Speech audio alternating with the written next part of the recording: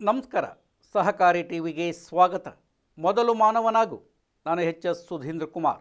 ಮುಖ್ಯಾಂಶಗಳು: ಶ್ವೇತಕ್ರಾಂತಿ 2.0 ಹಾಲು ಉತ್ಪಾದನೆಯಲ್ಲಿ 3 ಪಟ್ಟು ಹೆಚ್ಚಳದ ಗುರಿ ಅಮಿತ್ ಶಾ. ಕಬ್ಬು ಅಭಿವೃದ್ಧಿ ಮೇಳದಲ್ಲಿ ರೈತರೊಂದಿಗೆ ಸಂವಾದ. ಪ್ರಧಾನಿ ನರೇಂದ್ರ ಮೋದಿಯವರ ನೇತೃತ್ವದಲ್ಲಿ ಪ್ರಾರಂಭಿಸಲಾದ ಶ್ವೇತಕ್ರಾಂತಿ 2.0 ಉಪಕ್ರಮದ ಅಡಿಯಲ್ಲಿ ಭಾರತದ ಡೈರಿ ವಲಯವು ವಿಸ್ತರಣೆಯ ಹೊಸ ಹಂತವನ್ನು ಪ್ರವೇಶಿಸುತ್ತಿದೆ ಎಂದು ಕೇಂದ್ರ ಗೃಹ ಮತ್ತು ಸಹಕಾರ ಸಚಿವ ಅಮಿತ್ ಶಾ ಹೇಳಿದರು. ಗಾಂಧಿನಗರದಲ್ಲಿ ಮಾತನಾಡಿದ ಶಾ, ತಂತ್ರಜ್ಞಾನ ಆಧಾರಿತ ಸಹಕಾರಿ ವಿಸ್ತರಣೆ ಮತ್ತು ಮೌಲ್ಯವರ್ಧಿತ ಡೈರಿ ಉತ್ಪನ್ನಗಳ ಮೂಲಕ ಮುಂದಿನ ಡಿಸೆಂಬರ್ನಲ್ಲಿ ಭಾರತದ ಹಾಲು ಉತ್ಪಾದನೆಯನ್ನು 3 ಪಟ್ಟು ಹೆಚ್ಚಿಸುವ ಗುರಿಯನ್ನು ಈ ಮಿಷನ್ ಹೊಂದಿದೆ ಎಂದು ಹೇಳಿದರು. ಡೈರಿ ವಲಯದಲ್ಲಿ ವೃತ್ತಾಕಾರದ ಆರ್ಥಿಕ ತತ್ವಗಳನ್ನು ಅಳವಡಿಸಿಕೊಳ್ಳುವುದರಿಂದ ಮುಂಬರುವ ವರ್ಷಗಳಲ್ಲಿ ರೈತರ ಆದಾಯವನ್ನು ಸುಮಾರು 20% ಹೆಚ್ಚಿಸಬಹುದು ಎಂದು ಅವರು ಹೇಳಿದರು. ಶಾ ಪ್ರಕಾರ ಗುಜರಾತ್ನಾದ್ಯಂತ ಸಹಕಾರಿ ಡೈರಿಗಳು ದಕ್ಷತೆ ಮತ್ತು ಲಾಭದಾಯಕತೆಯನ್ನು ಸುಧಾರಿಸಲು ಆಧುನಿಕ ಸಂಸ್ಕರಣಾ ವ್ಯವಸ್ಥೆಗಳು ಮತ್ತು ಸುಸ್ಥಿರ ಅಭ್ಯಾಸಗಳನ್ನು ಹೆಚ್ಚಾಗಿ ಅಳವಡಿಸಿಕೊಳ್ಳುತ್ತಿವೆ.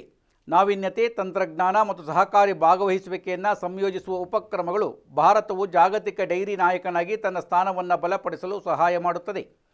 ಜಾನುವಾರು, ರೈತರು ಮತ್ತು ಗ್ರಾಮೀಣ ಕುಟುಂಬಗಳಿಗೆ ನೇರ ಆರ್ಥಿಕ ಪ್ರಯೋಜನಗಳನ್ನು ಖಚಿತಪಡಿಸುತ್ತದೆ ಎಂದು ಅವರು ಹೇಳಿದರು. ಕಂಡಗಾಂವ್ನ ಖಂಡೇಶ್ವರ ಸಾಂಸ್ಕೃತಿಕ ಸಭಾಂಗಣದಲ್ಲಿ ಕಬ್ಬು ಬೆಳೆಗಾರರಿಗಾಗಿ ಸಹಕಾರ ಮಹರ್ಷಿ ಬಹುಸಾಹೇಬ್ ತೋರಟ್ ಸಹಕಾರಿ ಸಕ್ಕರೆ ಕಾರ್ಖಾನೆ ಆಯೋಜಿಸಿದ್ದ ಕಬ್ಬು ಅಭಿವೃದ್ಧಿ ಮೇಳದಲ್ಲಿ ಮಹಾರಾಷ್ಟ್ರದ ಮಾಜಿ ಸಚಿವ ಬಾಳಾಸಾಹೇಬ್ ತೋರಟ್ ಭಾಗವಹಿಸಿದ್ದರು. ಅಲ್ಲಿ ಅವರು ರೈತರೊಂದಿಗೆ ಸಂವಾದ ನಡೆಸಿದರು. ಕಬ್ಬಿನ ಉತ್ಪಾದಕತೆಯನ್ನು ಸುಧಾರಿಸುವ ಕ್ರಮಗಳ ಬಗ್ಗೆ ಚರ್ಚಿಸಿದರು.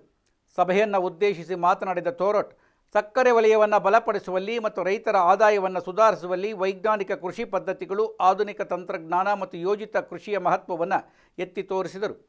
ಕಬ್ಬು ಉತ್ಪಾದನೆಯನ್ನು ಹೆಚ್ಚಿಸಲು ಮತ್ತು ಕೃಷಿ ಪ್ರದೇಶಗಳು ವಿಸ್ತರಿಸಲು ಸುಧಾರಿತ ಕೃಷಿ ತಂತ್ರಜ್ಞಾನವನ್ನು ವ್ಯಾಪಕವಾಗಿ ಅಳವಡಿಸಿಕೊಳ್ಳುವ ಅಗತ್ಯವನ್ನು ಅವರು ಒತ್ತಿ ಹೇಳಿದರು.